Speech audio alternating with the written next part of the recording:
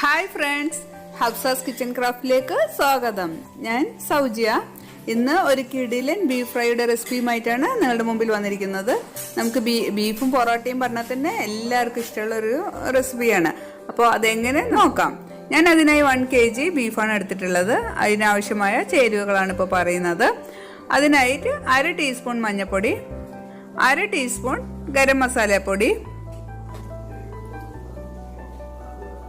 ഇനി നമുക്ക് മുളക് പൊടിയാണ് ആവശ്യം. മുളക് പൊടി ഞാൻ ഇവിടെ 3 ടീസ്പൂൺ എടുത്തിട്ടുണ്ട്. നമ്മളുടെ വീട്ടിലുള്ള മുളക് പൊടിയുടെ എരിവിനനുസരിച്ച് നമുക്കത് കൂട്ടുകയോ കുറയ്ക്കുകയോ ചെയ്യാം. ഇനി അതിന് പെപ്പർ പൗഡറാണ് ആവശ്യം. പെപ്പർ പൗഡർ ഞാൻ ഇവിടെ 1.5 ടീസ്പൂൺ എടുത്തിട്ടുണ്ട്. അതും അതുപോലെ തന്നെയാണ് നമ്മളുടെ കുരുമുളകിൻ്റെ എരിവിനനുസരിച്ച് അത് കുറയ്ക്കുകയോ കൂട്ടുകയോ ചെയ്യാം. പക്ഷേ ഇത് അവസാനം ഇനി കുറച്ചുകൂടെ നമ്മൾ പെപ്പർ പൗഡർ ഇടുന്നുണ്ട്. അപ്പോൾ അതിനനുസരിച്ച് കുറച്ച് കുറവായിട്ട് ഇട്ടാൽ മതി. പിന്നെ ജീരകത്തിൻ്റെ പൊടി 1/2 ടീസ്പൂൺ, മല്ലിപ്പൊടി 1 ടീസ്പൂൺ ചേർത്ത് കൊടുത്തിട്ടുണ്ട്. ഇത് നമുക്കൊന്ന് ചൂടാക്കി എടുക്കണം. ഉപ്പ് ആവശ്യത്തിന് ചേർത്ത് കൊടുക്കാം. ഞാൻ ആദ്യം ഈ മസാലപ്പൊടികൾ ഒന്ന് കുക്കറിലിട്ട് ഒന്ന് ചൂടാക്കി എടുക്കുന്നുണ്ട്. ശേഷമാണ് ബീഫ് ചേർത്ത് കൊടുക്കുന്നത്.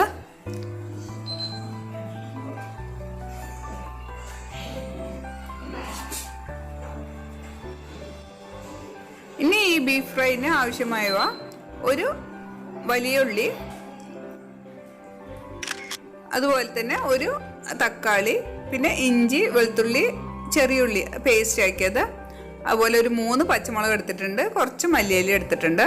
നമുക്ക് ബീഫ് ആ ചൂടായ മസാലയിലോട്ട് ഇട്ട് കൊടുക്കാം. അതുപോലെ തന്നെ ആ വലിയുള്ളിയും തക്കാളിയും കരിവേപ്പിലയും മല്ലിയിലയും ചെറിയുള്ളി ഇഞ്ചി വെളുത്തുള്ളി പേസ്റ്റും അതിലോട്ട് ചേർത്ത് കൊടുത്ത് നന്നായി ഒന്ന് മിക്സ് ചെയ്ത് കൊടുക്കാം.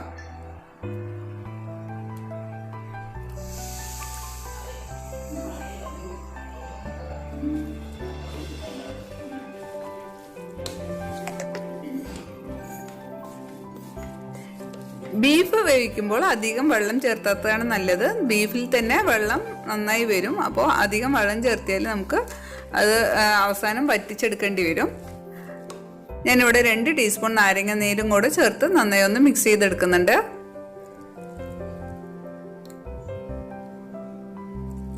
അതുപോലെ കരിവേപ്പില മല്ലിയിലയൊക്കെ നമ്മൾ എത്രത്തോളം ഇട്ട് കൊടുക്കുന്നോ അത്രയും അതിന് ടേസ്റ്റ് കൂടും. തൈര് അതുപോലെ 2 ടീസ്പൂൺ ഞാൻ ചേർത്ത് കൊടുക്കുന്നുണ്ട്. അധികം പുളിയില്ലാത്ത തൈരാണ് വേണ്ടത്.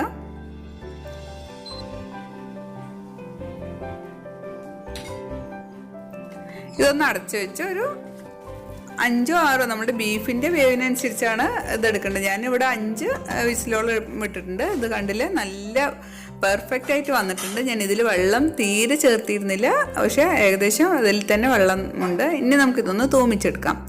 ഞാൻ ആദ്യം പറഞ്ഞിരുന്നു പെപ്പർ പൗഡർ മറ്റേലിടുമ്പോൾ ഒന്ന് സൂക്ഷിച്ചിടാൻ. നമുക്ക് ഈ എണ്ണയിലാണ് പെപ്പർ പൗഡർ കൂടുതലായിട്ട് ഇടേണ്ടത്. പെപ്പർ ചിക്കൻ്റെ ആ ടേസ്റ്റ് വരുന്ന പോലെയുള്ള ഇതാണ് വേണ്ടത്. അപ്പോൾ ബീഫിൽ നമ്മൾ പെപ്പർ കൂടുതൽ ഉപയോഗിച്ചിട്ടുള്ള ബീഫ് ഫ്രൈ ആണ് ചെയ്യുന്നത്. അപ്പോൾ ഈ എണ്ണയിൽ ഒന്ന് പെപ്പർ ഇട്ട് ഒന്ന് മൂപ്പിച്ചെടുക്കുക. ശേഷം നമുക്ക് ഉള്ളിയിട്ട് വഴറ്റിയെടുക്കാം. അപ്പോൾ പെപ്പർ എരിവ് കൂടാതിരിക്കണം എന്നുണ്ടെങ്കിൽ നമ്മൾ ആദ്യം പെപ്പർ ഇടുമ്പോൾ സൂക്ഷിച്ച് നമ്മളുടെ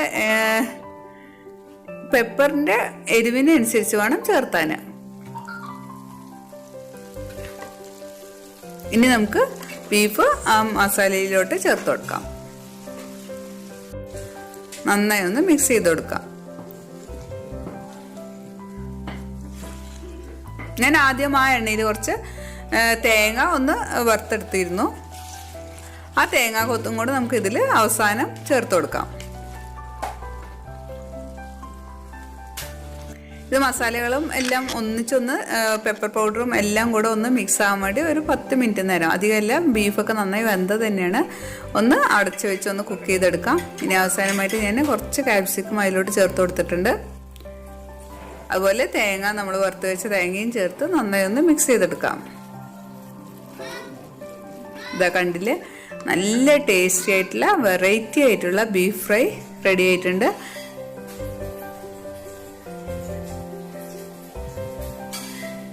നമുക്കിത് പൊറോട്ടേൻ്റെ ഒപ്പമൊക്കെ നല്ല കേരളീയർക്ക് ഏറ്റവും പ്രിയങ്കരമായ ഒരു ഫുഡ് റെസിപ്പിയാണിത്, പൊറോട്ടയും ബീഫും. ഇത് കിഡിലൻ റെസിപ്പിയാണ്. നിങ്ങളെല്ലാവരും ട്രൈ ചെയ്ത് നിങ്ങളുടെ അഭിപ്രായങ്ങളും നിർദ്ദേശങ്ങളും comment ബോക്സിലൂടെ അറിയിക്കുമല്ലോ.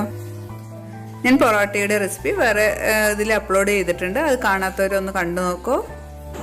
Next Wednesday Indian time 3 PM വേറൊരു വെറൈറ്റി റെസിപ്പിയുമായി കാണും വരെ thanks for watching. Have A nice day. Thank you.